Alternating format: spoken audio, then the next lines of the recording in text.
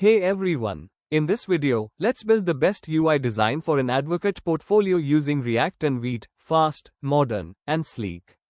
React offers reusable components and smooth user experience, while Vite speeds up development with lightning-fast build times. The combination is perfect for building a professional portfolio quickly. For an advocate portfolio, focus on these UI elements. A clean, minimalistic header with your name and navigation links like Home, About, Cases, and Contact. An About Me section with your photo and a brief bio to build trust. A Cases section showcasing your important cases with summaries and outcomes displayed in cards or lists.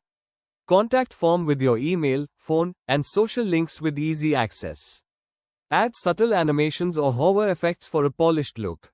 Use Tailwind CSS, a simple CSS modules for responsive and modern styling.